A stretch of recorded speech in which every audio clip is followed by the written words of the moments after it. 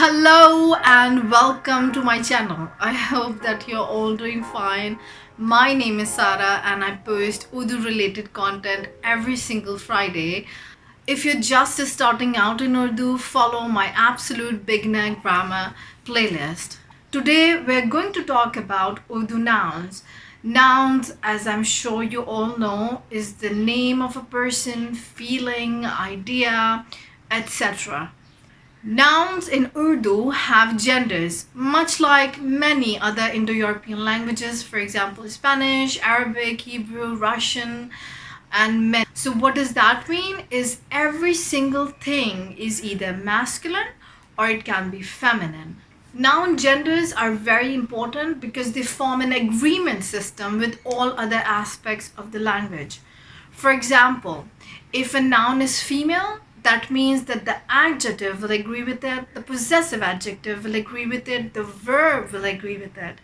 So everything depends upon the noun. So I'll say that it's a very important lesson. Keep your notebook close and make a coffee for yourself or chai for yourself, because that's what I do when I'm learning. Let me give you an example. For example, Billy, it means a cat. Billy is a female noun. It's a feminine noun because it's ending with E. So it's a feminine noun. So the adjective, possessive adjective, verb will depend upon it. It will agree with it. If you don't know the possessive adjective, I'll put the link somewhere on the screen. So let's say my cat is pretty. Pretty is pyari, my is meri. So the sentence would be Meri billi pyari hai.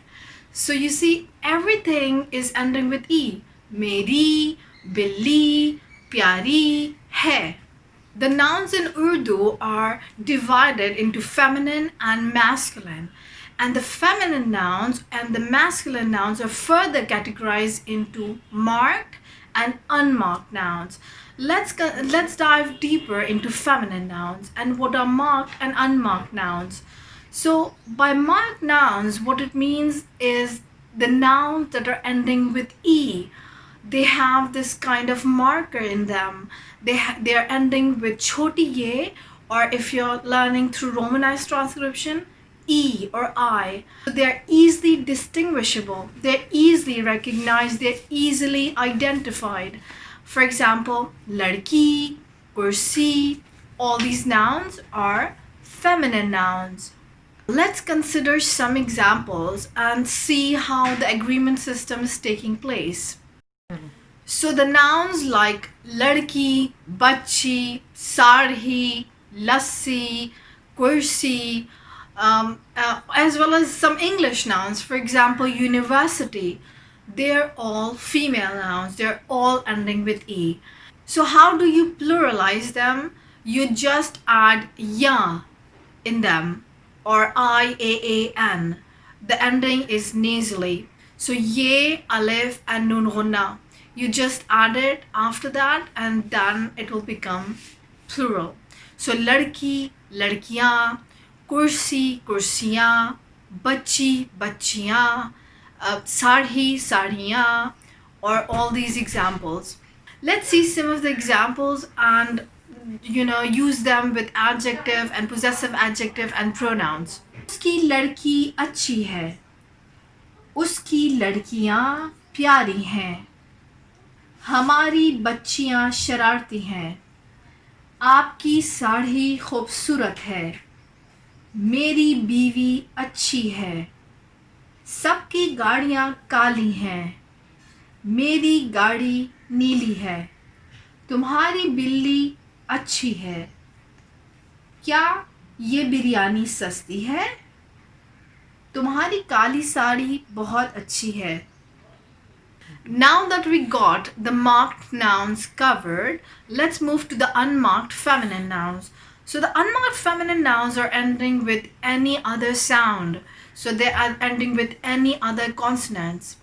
And that means that they usually present some difficulty because learners find it difficult because there's no marker, there's no distinguishable feature, we cannot identify them. So that's a bit difficult, and I agree that you just have to memorize them or you just have to familiarize with them. The nouns such as dukan, cheese, sadak, tasweer, these are the nouns that are ending with any other letter. So these nouns, when used into sentences, follow the same pattern. All the other things will end with E. For example, उसकी दुकान मशहूर है, उसकी दुकान खूबसूरत है, ये तस्वीर खूबसूरत है. So how we pluralize them is we add a after that. So dukan, dukane, cheese, cheezeं, tasweer, tasweeरें, किताब, किताबें. So ये किताब बहुत मालूमाती है, ये किताब बहुत मोटी है. So you see, all the other aspects of the sentence are just ending with E, even if the noun itself is not ending with E. Let's see some more examples. मेरी मादरी ज़बान अंग्रेज़ी है, हमारी ज़बानें मुख्तलिफ हैं.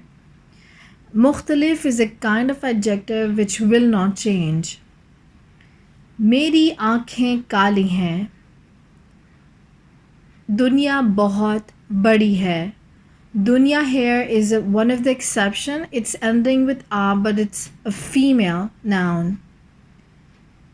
ये किताब बहुत बोरिंग और लंबी है. सब दुकानें खुली हैं, ये दुकान बंद है. हम तस्वीर देख रहे हैं, हम सब लोग तस्वीरें देख रहे हैं. Now let's move over to the masculine nouns. Just like feminine nouns, the masculine nouns are also categorized into marked masculine and unmarked masculine. What that means is, just like feminine nouns, the marked masculine are going to end with a. With the female, they're ending with e. With the masculine, they're ending with a. For example, लड़का, बच्चा, कुत्ता, बिल्ला, घोड़ा, and how to make them plural, how to make these nouns more than one. We just put a, so a will change into a. लड़के, बच्चे, कुत्ते, घोड़े. So these nouns are more than one, so that means horses and all these, boys, etc. Let's see some example sentences.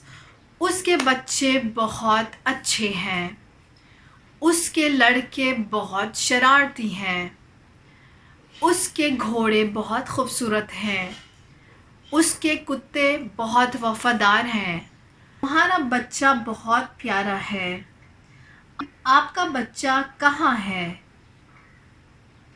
उसका लड़का कैसा है, क्या तुम्हारा बच्चा पार्क में है. The possessive adjectives, as you can see, are depending upon the noun that is following them. So they'll become a when they have masculine noun after them, or they'll become a if they have plural masculine noun after them. So tumhare, tumhara. Look closely at the pattern of the sentences that I gave you and you'll completely understand. Let's see some more examples. मेरा पसंदीदा खाना pizza है. Pasandida here sounds a lot like a Spanish word, but it's a Urdu word which means favorite. उसका रास्ता सीधा है. Jack का कुत्ता बीमार है. जैक के कुत्ते तंदुरुस्त हैं. In both of these sentences, the adjective will not change. मेरा हफ्ता अच्छा जा रहा है. मेरे हफ्ते अच्छे जा रहे हैं. पिछला महीना बहुत बुरा था. So the unmarked masculine nouns, just like the feminine unmarked nouns, are ending with any other sound, any other letter, any other consonant. For example, तुम्हारा नाम क्या है? मेरा नाम कैथरीन है. आपके नाम क्या हैं? मेरे नाम कैथरीन और लारा हैं. So here, as you can see, the ending, the verb hai becomes nasally, hai, indicating that we are talking about many names, two names in fact, Catherine and Lara. So the noun itself is not changing, but the possessive adjective is changing. Mera is becoming mere naam, which is indicating that we're talking about two names. आज आसमान बहुत नीला है. मेरा मुल्क बरतानिया है. आपका शहर कौन सा है? मेरा शहर ब्रिस्टल है. आपका दफ्तर कहाँ है? मेरे दफ्तर दुबई और सऊदी अरब में हैं. आप क्या काम करते हैं? मेरे बहुत सारे काम हैं. So these are direct case of the noun, which means they don't have postpositions after them.